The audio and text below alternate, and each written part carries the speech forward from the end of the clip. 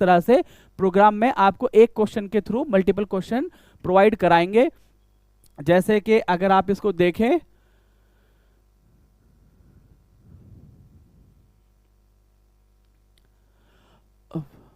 थोड़ा सा इसको मैं अभी जो ना देखिए, अब कुछ बच्चे ये परेशान हो सकते हैं कि सर आपने सिर्फ इंग्लिश में दिया है, अब हिंदी वालों के साथ क्या होगा। हिंदी और इंग्लिश दोनों में क्वेश्चन प्रोवाइड कराए जाएंगे, क्वेश्चन दोनों में प्रोवाइड कराए जाएंगे। सॉल्यूशन जो बोला जाएगा वो इंग्लिश ही जो लैंग्वेज होती है उसमें बोला जाएगा। आपको कहीं भी कोई भी डाउट होगी तो हमारा मेंटर आपके पास होगा। अब जैसे कि ये पहला क्वेश्चन है,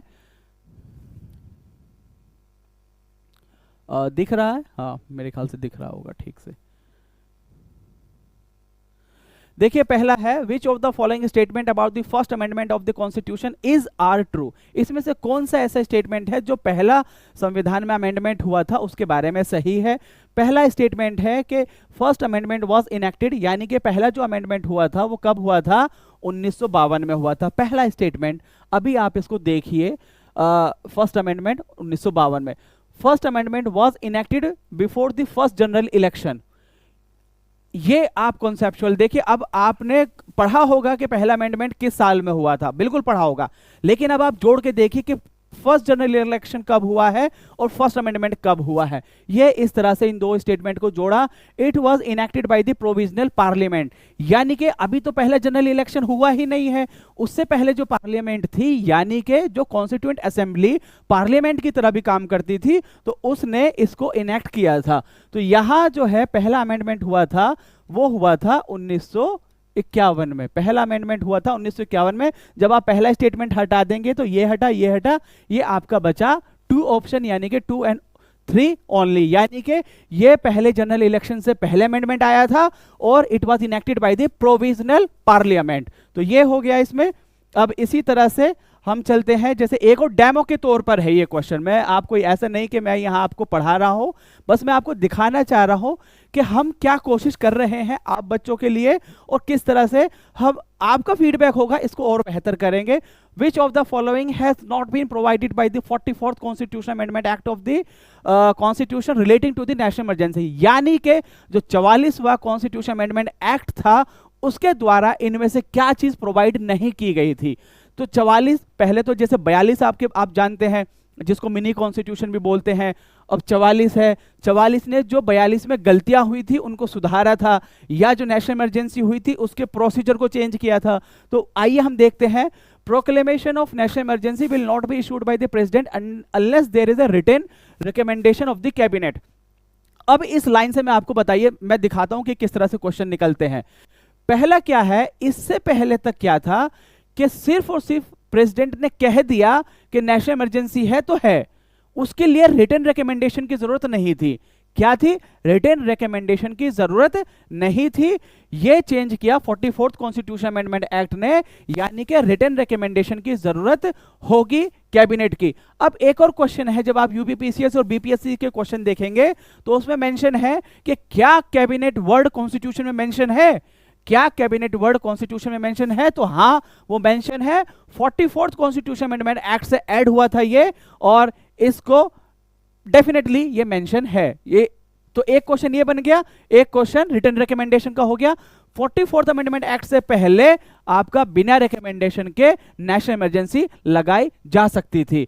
दूसरा, इसने यहां क्या चेंज किया? इंटरनल डिस्टर्बेंस को चेंज करके किससे किया? आर्म्ड रिबेलियन को।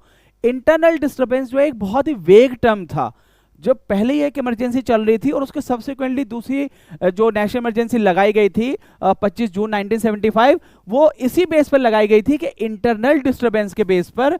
अब इसको चेंज करके, क्योंकि इंटरनल डिस्टर्बेंस तो बहुत सारी चीजों को इंटरप्रेट किया जा सकता है, और उसके बेस पर जब नेशनल इमरजेंसी लग जाती है ना, तो फेडरल कैरेक्टर जो है वो खत्म हो जाता है और पूरी जो पावर है वो कंसेंट्रेट हो जाती है यूनियन के पास, यानी कि फेडरल सिस्टम खत्म हो जाता है और यूनिटरी सिस्टम बन जाता है। इसलिए इस संविधान को बचाने के लिए किस चीज से रिप्लेस किया? आर्म्ड, इंटरनल डिस्टर्बेंस को रिप्लेस किया आर्म्ड रिबेलियन से। इसी तरह से the 6th fundamental right under article 19 can be suspended only when the national emergency is declare on the ground of war और एक्सटर्नल एग्रेशन। ये जो एक लाइन है ना, इसमें 4-5 क्वेश्चन छुपे हुए हैं। एक क्वेश्चन बनता है कि क्या सारे fundamental right under article 19 automatically खत्म हो जाते हैं नेशनल इमरजेंसी लगते ही? बिल्कुल गलत। अगर नेशनल इमरजेंसी, देखिए नेशनल इमरजेंसी दो तरह से लगती है, एक वॉर और एक्सटर्नल एग्रेशन, और एक हमने क्या देखा, आर्म्ड रिबेलियन। अगर वॉर और एक्सटर्नल एग्रेशन की वजह से है तो ऑटोमेटिकली जो आर्टिकल 19 है वो खत्म हो जाता है। लेकिन अगर आर्म्ड रिबेलियन की वजह से है तो president through a subsequent resolution under article 358 वो उसे खत्म कर सकता है, उसको सस्पेंड कर सकता है। तो यहां भी कई सारे क्वेश्चन बनते हैं इस वाली लाइन से। The president must issue a proclamation of revocation any time if the house of parliament passes a resolution disapproving the continuation of the proclamation। यानी कि अगर प्रोक्लेमेशन के लिए कोई सा भी हाउस रेजोल्यूशन को पास कर दे तो प्रेसिडेंट के ऊपर ये जिम्मेदारी हो जाती है कि वो उसको खत्म करे, जो कि बिल्कुल गलत स्टेटमेंट है। ये स्पेशल पावर है लोकसभा की। लोकसभा एक रेजोल्यूशन पास कर दे तो प्रेसिडेंट बाउंड है कि उसको नेशनल इमरजेंसी खत्म करनी होगी। अब देखिए मैंने सिर्फ दो क्वेश्चन बोले आपके सामने, क्या आप बताइए ईमानदारी से कि क्या सिर्फ ये दो क्वेश्चन बताए मैंने आपको?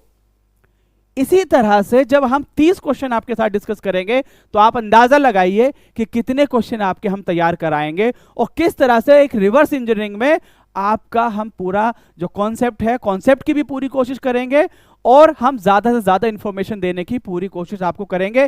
लेकिन ये उम्मीद मत कीजिएगा कि हम आपके खड़े होकर यहाँ आपको ये पढ़ाएंगे भाई नेशनल इमरजेंसी ये होती है, नेशनल इमरजेंसी इतने टाइप की होती है, इस आर्टिकल के तहत होती है, ऐसे लगती है।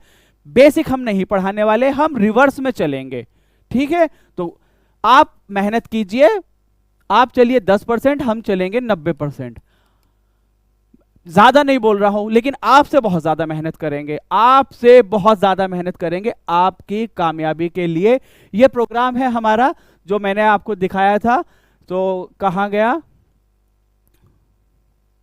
तो इसमें प्रोग्राम में आपका बेसिकली अब ऑब्वियसली जब आदमी जो भी चीजें करता है तो एक मॉनिटरी उसका होता है, तो इसकी हमने एक मिनिमल फीस रखी है, 2499 रुपए की फीस है। आप हमारे लिंक पे जाके इसे फी पे कर सकते हैं और प्रोग्राम को ज्वाइन कर सकते हैं। Thank you, have a good day, bye, take care.